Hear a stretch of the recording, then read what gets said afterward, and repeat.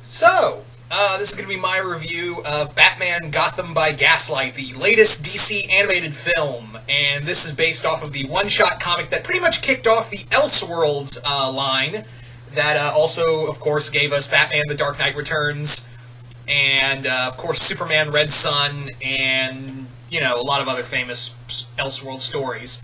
What did I think of this?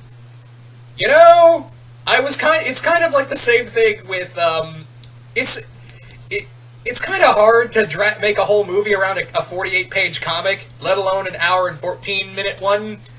I mean, you could, yeah, with Killing Joke it ran into the same problem, but at least this comic doesn't, this movie doesn't have a, 30-minute, pointless goddamn prologue. This movie actually gives a shit that is relevant to the plot. Thank you. I will give you that. I will give this movie that, there's no bullshit prologue, even though this just takes the concept of the Gotham by Gaslight comic written by Brian Augustyn and artwork by Mike Mignola, and does its own thing. It just takes the concept. There's no real correlation between the two, and, yeah, Jack the Ripper is different than in the comic, which I will get into. But before I go any further, since this movie just came out on DVD, I know it's been you've been available to stream and pre-order and all that, but for those who have not seen the animated film yet, I'm going to give you guys a few minutes to back out, because, yeah, I'm going to talk this movie, in order to talk about it, I'm going to have to talk about some spoilers. So, give you guys a couple seconds starting now.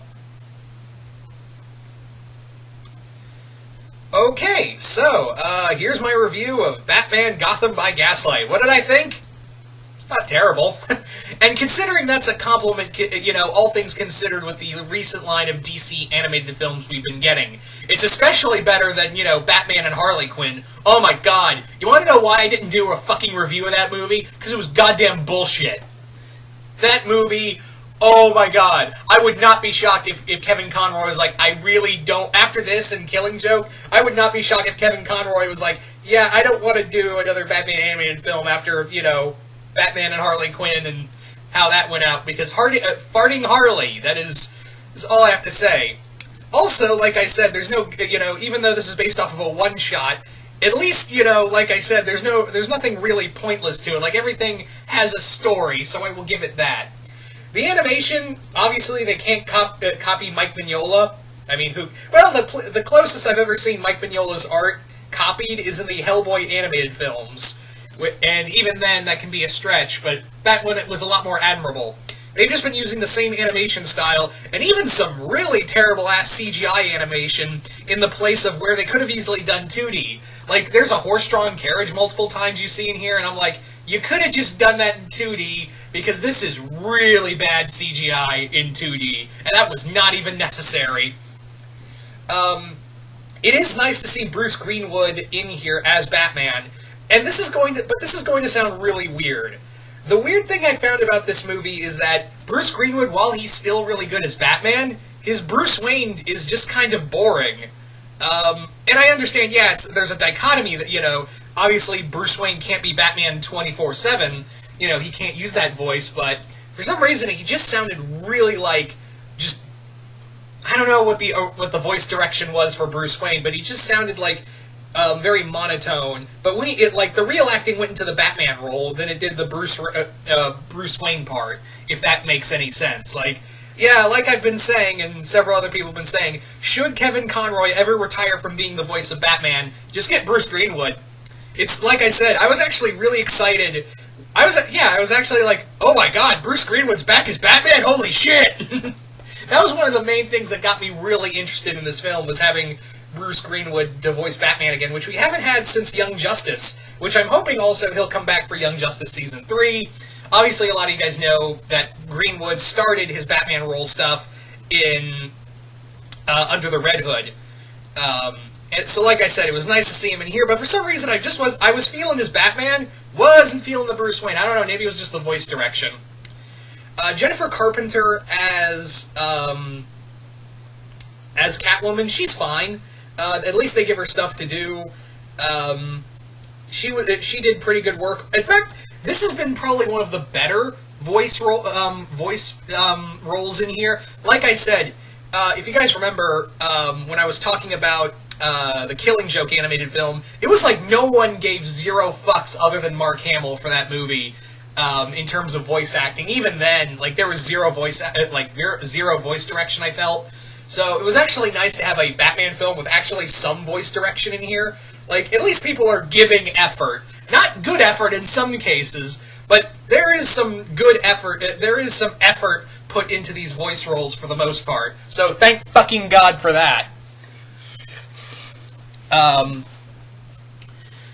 Yeah, also, this animated film is not for children. This movie is not for children. This is another R-rated film. And also, yes, I know that Bruce Timm, almost said Bruce Greenwood, Bruce Timm is in charge of this movie, and having an R-rated Bruce Timm movie leads to some moments. But thankfully, it's a little. I will admit, there are some moments where I'm like, okay, Bruce Timm, you showed enough. Okay, it's okay. But at least it wasn't overly over the top as it was in Killing Joke. Have I mentioned I really fucking hate the Killing Joke animated film? I feel like I really need to fucking reiterate that I fucking hate that goddamn piece of shit. Ugh. Anyway, so this was there are some moments in here where I'm like, okay, Bruce Timm, we know you really are creepy towards animated female figures, but at least it wasn't over the top. There was one point with Catwoman, but on the other hand, I was like, okay, Bruce Timm, you can move on. But I was expecting a lot worse with this, honestly. I was expecting a hell of a lot worse. What I also appreciate about this animated film was that this film actually takes a lot of dialogue that you would hear in an 18th century era, early 18th, 19th century era of story, and really play with it. Like, there's so many words and dialects and, certain terms used in here. I was like, oh, that's a nice little trick. So, that was used in the comic, but it was nice to see it transitioned in here into this film. Several times, actually. It wasn't like hey, we're in this century, it's an Elseworld comic, you see, we're using that terminology once. No, it's actually pretty nice. Also, it was, there's some cool little nods here and there with this comic, like, there is no Joker, which I was actually half expecting to see Jack the Ripper be Joker. But I'll get to Jack the Ripper in a moment, don't you worry. It was nice to see, Cyrus Gold, and I was like, Grundy! So, yeah. Also, Anthony Stewart Head, I totally forgot. He plays Alfred, but honestly, with the amount of roles the amount of lines and dialogue and time they had with Alfred, you could have just given anyone. I mean, you kind of wasted Anthony Stewart Head in here, and that's something you should never do, in my opinion. You'd never waste your head. Always get your head. I'm sorry, I'm gonna go sit in the corner after this review, because that was a really bad joke.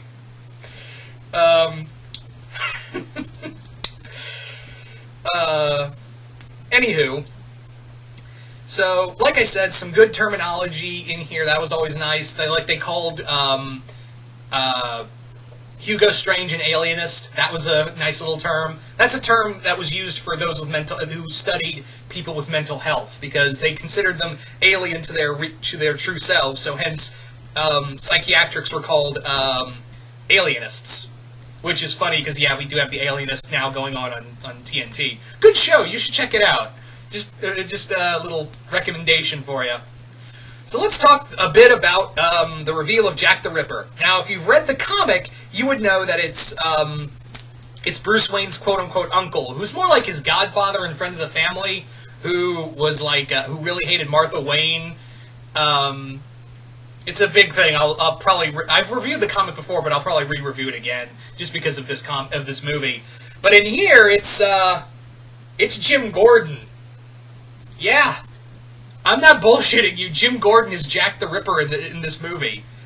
And they give off a really weird. They give off a reason of after the war. I saw so many men. I saw the evils of the Civil War, and all these prostitutes and whores were like. Giving all their diseases to my friends, and then all right, I was like, that's a weird transition from A to B, but okay. So yeah, it was kind of a weird moment in here, especially when they throw Harvey Dent as a red herring, which the moment I saw Harvey Dent and the whole, like, Two-Face angle they're doing, I was like, yeah, you're totally screaming red herring. But when they revealed that Jim Gordon was, Jack the Ripper in this story, I was like, okay, that came out of nowhere and was kind of odd. And also, like, man, he got really racist there for a second. If you saw the movie, you know what I'm talking about. Oh my god, he got a little racist there towards the end. I was like, woof. Ooh, I felt that. Anyway.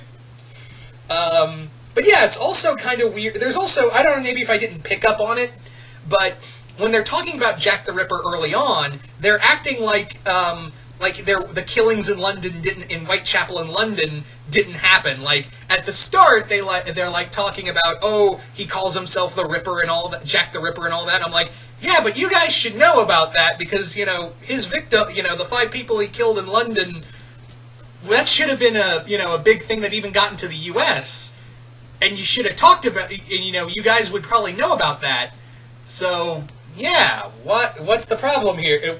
And also, like, they just act so many times like this is Jack. In this reality, Jack the Ripper the killings in Whitechapel didn't happen because even Gordon doesn't bring up the London killings. So I was like, that's a little weird. Maybe I just missed something. I don't know.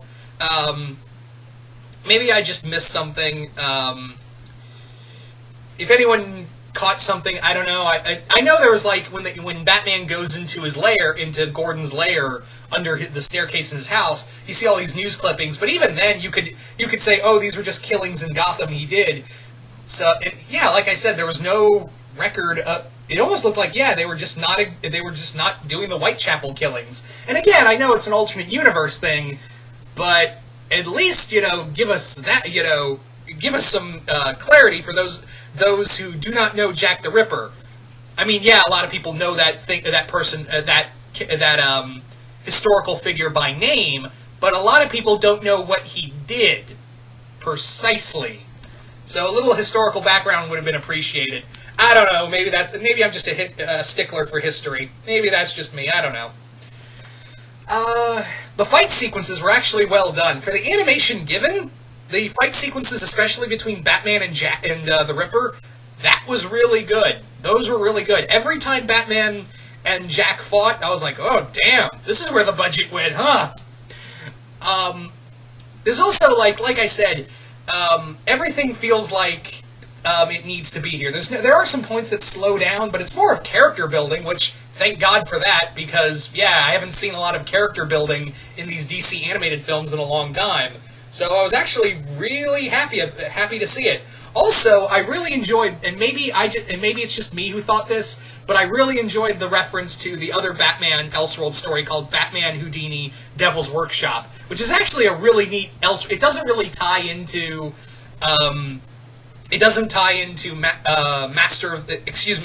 the Gotham by Gaslight story, or its sequel, Master of Tomorrow. But it's a neat little story where Batman and Houdini team up to fight German vampires. Yeah, you heard me. So, also, I liked the little nod to, but I thought that was a little too on the nose with having the 3 kids be Dick Grayson, Jason Todd, and Tim Drake. I was like, okay, did we need that? Alright, I guess. But at least they served a purpose, I'll give them that. But I will admit that the movie just kind of ends. Like, it just kind of just stops and ends. Like, right there. You couldn't give us, like, a little more closure towards the end? Alright, whatever. There's the credits.